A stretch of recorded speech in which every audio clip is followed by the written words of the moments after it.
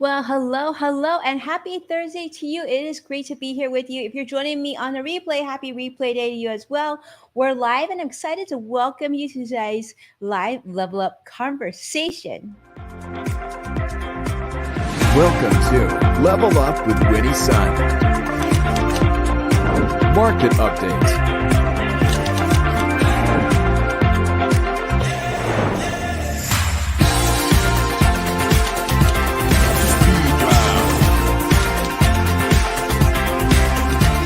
Award-winning financial pro.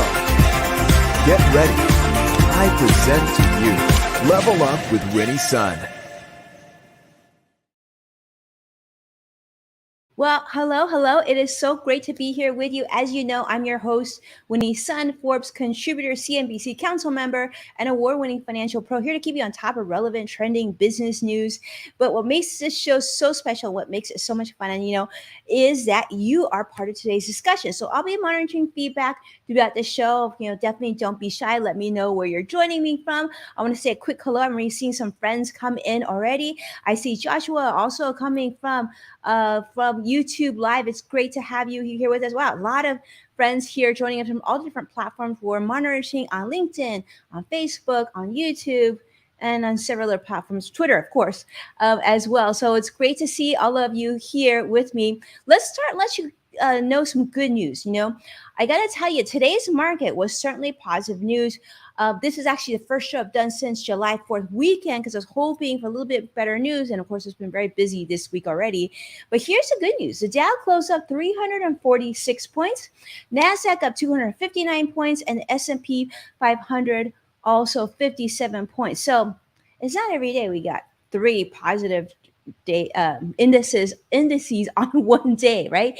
The Dow, the Nas, and the S&P all giving us positive gains. Certainly news that we can use, and certainly news that we like, especially given all the negative news we've had probably in the last 6 months or so, with inflation and with talks of recession and all these labor shortages and all that stuff. But nonetheless, we'll take it. It's a good Thursday, and that's because the market's doing very, very well today. Now, the S&P 500 actually gained for its fourth day now. So this is actually its longest winning streak in many years. In fact, the Dow jumped 300 some points earlier today. The areas that did particularly well, I should share with you that, I think maybe we didn't expect, of course, is energy stocks certainly doing very, very well. We're seeing solar stocks actually outperform today as well.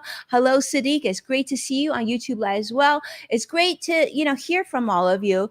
But here's what we also see that I thought should be on your radar. So we're seeing some financial news, of course, taking a turn. We're seeing more talk of recession, and people are asking whether or not we're near the bottom of the financial markets because the market did a little bit better today. Should we assume that we've hit the bottom, or are we close to the bottom? Certainly a lot of analysts are saying that that's the case. So I want to ask you this. Let's just say that we were close to the bottom, or we were at the bottom. What are some financial moves that you'd be looking to make? Have you thought about that? Because I think we all need to think about that for a moment.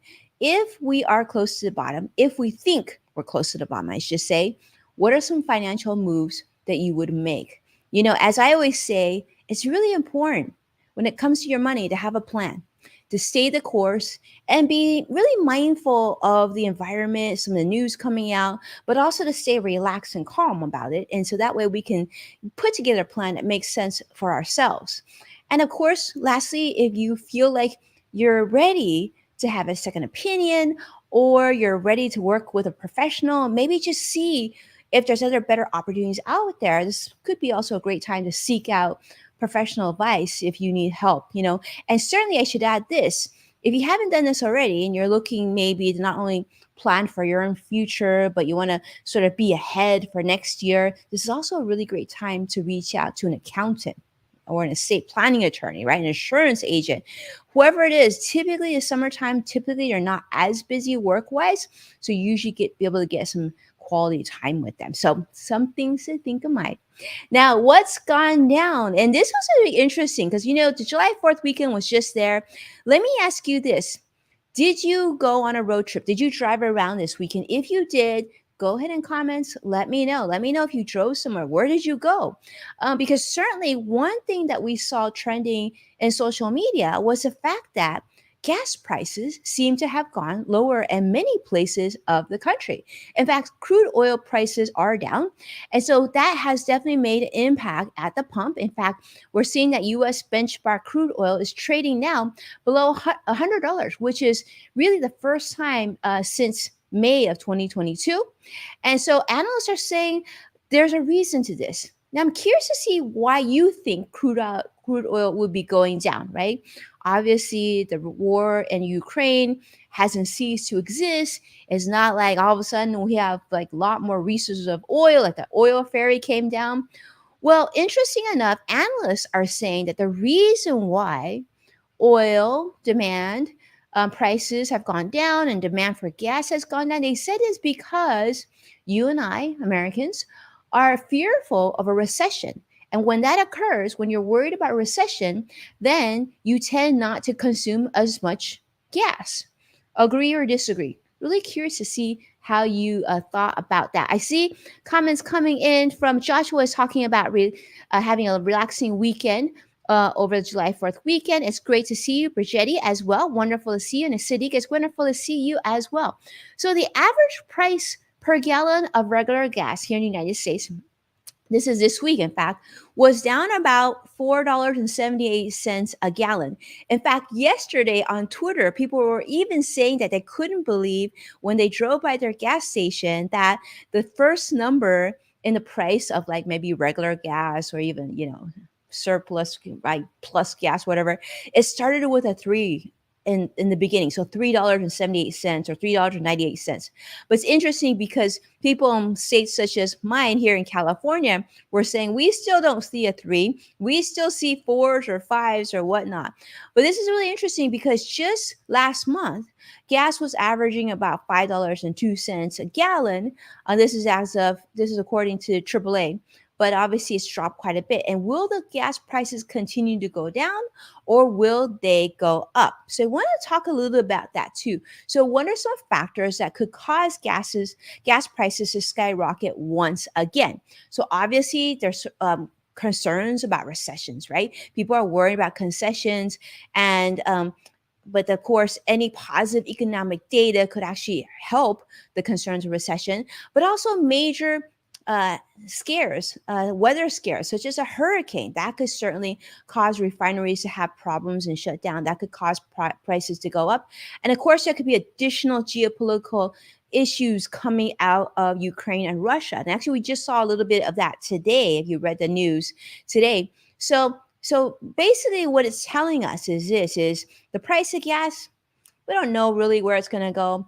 The expectation it'll start to get a little bit cheaper, maybe a couple cents per day, but who really knows? Because there's a lot of like inconsistencies and things you really can't prepare for. But overall, I would just say, like, I'm just curious: are you driving less or are you driving more? If are you concerned about the recession? And if you are, is it actually causing you to drive less? I don't know. For me, I think for me, I'm probably driving a lot less than I did maybe a year from the prior year, but that's because just a lot of stuff going on with work, so not traveling as much as I would like to, but that's just okay because I get to spend time with you. Now let's talk about another thing that's dropping. I wanted to put this on your radar too because we talk about the positive, and so we got to harness anything that we can right now. And here's what's really interesting. On mortgages, if you're looking to buy a new home or you're looking to refinance, this is actually for you because the average 30-year loan mortgage actually fell to 5.3%. Now, if you hear me say 5.3%, you might be like, Winnie, that doesn't sound very low because I remember it was just like not that long ago when you were talking about mortgage rates in the 2 and 3% range. And you're right, that actually wasn't that long ago. But now rates actually have gone up quite a bit. And so actually last week, mortgage rates were at 5.7%. That was sort of the average. And they just fell actually this week on the 30-year fix to 5.3, which, believe it or not, was one of the largest drops in mortgage rates that we've seen in a very long time. So, some good news. Yeah, it's not in the 2-3% range, but you're looking to buy a house. This is probably somewhat good news. And I'm guessing if you're looking to buy a house, you're probably working with a mortgage banker or mortgage broker, and hopefully that person let you know. And if they didn't let you know and you're in the market, it definitely should reach out and talk to them about it and see if you can capture that lower rate. Now, on other news, I want to segue because I thought that this might be interesting of news too. Now, many of you know that Amazon Prime Day is coming next week. We're going to have a lot of information coming out from there. In fact, Greg and I from In the Loop are going to come in tomorrow, and I think he's going to talk a little bit about that as well.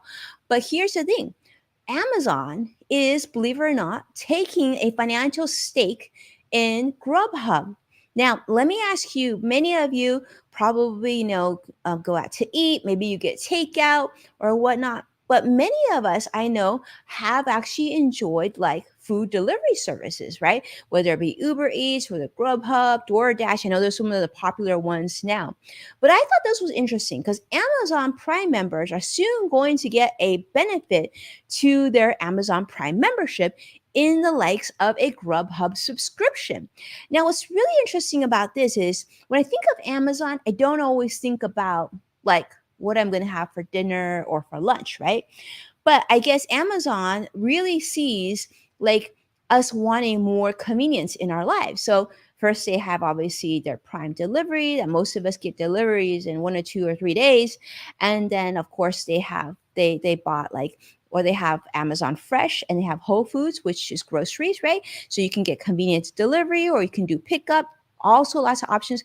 Now they're also going in the realm of restaurants. So they're taking, I guess, a few percentage, I guess 2% stake in Grubhub, and they're giving their Prime members this benefits of free delivery. So they really believe that this could be a very big business for them. So this is big.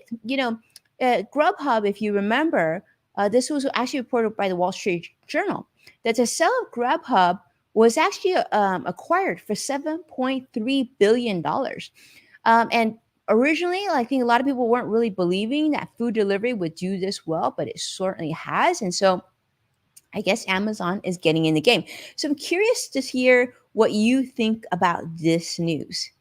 Do you think this is a smart decision for Amazon? Do you think they should take that 2% stake in Grubhub? I actually think it could be very clever because I think what we sometimes discount is the power of Amazon. Not only are they selling us goods that we need on our day to day, in a convenient fashion and a pretty, sometimes a pretty competitive pricing, but think about the data that are collecting on all of us, right? The things that we normally purchase, the times that we need these items, what our households use and our preferences. And now they're also going to find out what restaurants and whatnot that we're looking to use, and what we purchase at the supermarket. It's really interesting. This sort of data, I think, is massive. So I'm curious to see what you think about that too. I know. And Sadiq is saying, well, what about the monopoly rules in the states?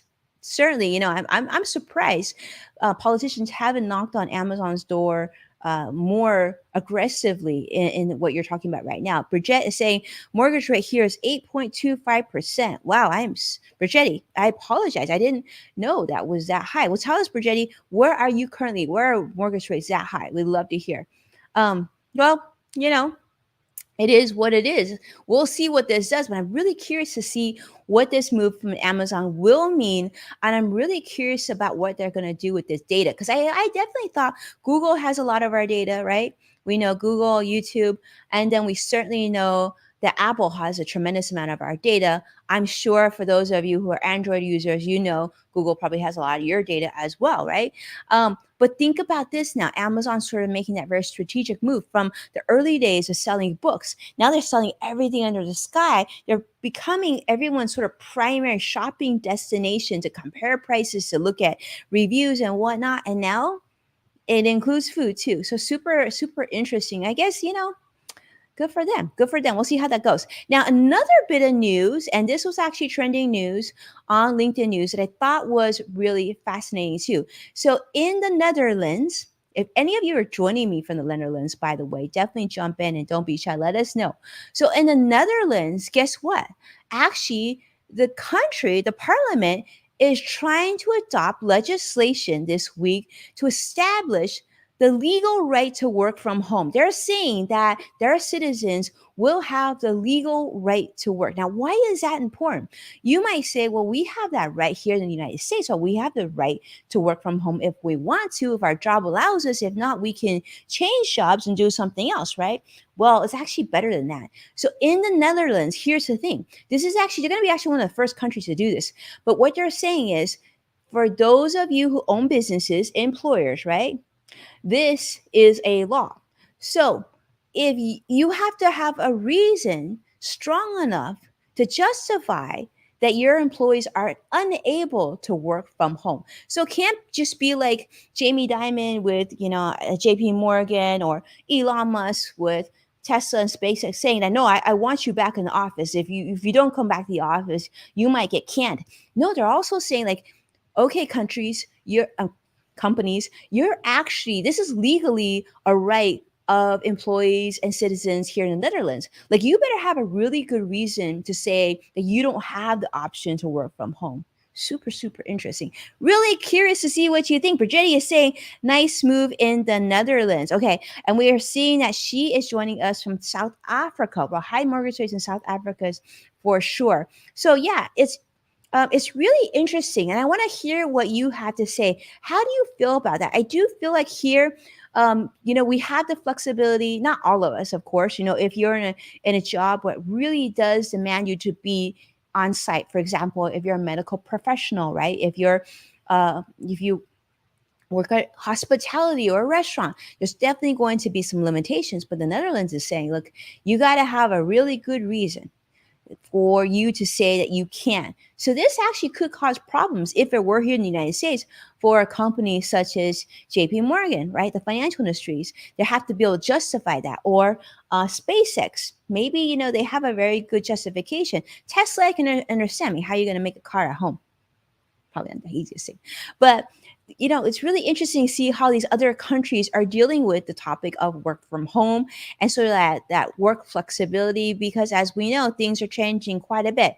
Now, on that same note, I thought I'd also share this article or the story that's trending also on social media, a lot of push today on LinkedIn this week, talking about hybrid babysitters. Okay. So babysitters, what do you think about when I say babysitters? You probably think like, well, I had a babysitter when I was a kid, when my parents were busy, I had a babysitter, and maybe I have kids and now and then I need to hire a babysitter. Well, here's what's interesting. This is a trend that's actually coming from the whole hybrid work from home pandemic era, in that this big trend right now is something called the hybrid babysitters. So no longer are you just needing a 9 to 5 babysitter, but because a lot of working parents now have that hybrid ability of working from the office maybe 1 or 2 or 3 days a week and working from home 1 or 2 or 3 days a week, because of that, they need that flexibility. So now they're saying, if you're a babysitter or a childcare provider and you're able to do this very hybrid, flexible model in your business, this, my friends, what they're saying is big, big money. In fact, the CEO of Care.com, Tim Allen, shared with Axios, his news reporting business, that this shift is a big thing. And in fact, this type of going from like sort of more on-demand babysitting to my hybrid and increasing of rates. I guess rates for babysitters increased about 20%.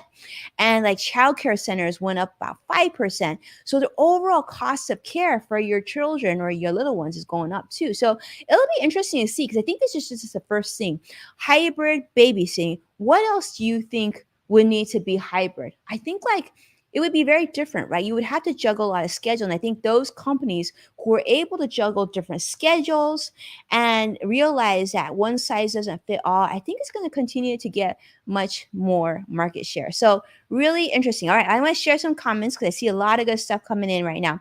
So Brigitte is saying perhaps they will have exceptions for certain industries such as manufacturing, medical staff, for example. Yeah, talking about the Netherlands, I'm assuming, yes, absolutely agree. I think there's definitely some industries where it's just not possible to do at home, right? To work from home. So yeah, for sure. Yeah, and then Sadiq is saying homemade Teslas would be great. A great idea, X the price. You know, Sadiq, you're always so much fun to share. So I'm always interested, Sadiq, to see what you have to say because really, really fun. Yeah, I don't know that we can ever, build that Tesla from home, but who knows? Never say never. There's a lot of things we never thought would happen, right? I mean, we never thought we'd get a man on the moon, but it's possible. Maybe one day we'll all have these like gigantuous industrial size printers at home where we need something, we put the recipe in, we hit print. It could happen. Or maybe there's one in the neighborhood. I don't know. I mean, it certainly could happen. My husband has a 3D printer, and I'm absolutely astounded by how much he's been able to print from this thing. Things like you don't think you need, you can just print. And it's like really inexpensive. So really interesting. And Brigetti is saying really interesting move for hybrid childcare. I do think it's like just one of many things. I think a lot of things are, I think Amazon is showing us that we need things on demand and convenient, right? And we're willing to pay perhaps a slight premium for these benefits because obviously Prime memberships is of cost.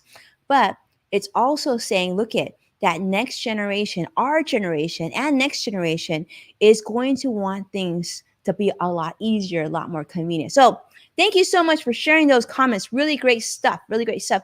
Now, thank you so much, my friends, also for watching the show. Of course, being here, supporting the program, and your comments. Always such a treat. Sadiq, everybody who's joining us, it's great to see your thoughts on these very important topics because it's one thing to hear about business and financial news. It's another to think about them, talk about them, and figure out how it'll relate to us personally and our own personal plans so that we can look ahead and make those really important plans for ourselves. So as a reminder, you're going to actually be able to find full episodes of Level Up on NASDAQ, the KBCW, Amazon Fire, Roku, and many other platforms. And of course, I have a podcast called The Yes Factor that's pretty much everywhere that you tune into podcasts. We had a really, really special episode that was released yesterday with Dr. G. Now, if you've ever thought about what are the best ways to train yourself, get yourself so that you can handle more stress, so that, I know it sounds crazy, handle more stress. We don't want more stress, but be able to handle it when you get into stressful situations, ways you can mitigate it so it doesn't affect you so much mentally, physically, all that stuff. She's definitely an episode that you want to hear. She's such an amazing, amazing person. So definitely check it out. Yes Factor with Winnie Sun. You can just Google it. A lot of people listen to it on Apple Podcasts. So I'd love to see how you think about it. So do me a favor, tune in. And of course, with that, I'm going to be back tomorrow. So be well. Enjoy the rest of your day. And I can't wait to see you tomorrow with Greg. Bye-bye now.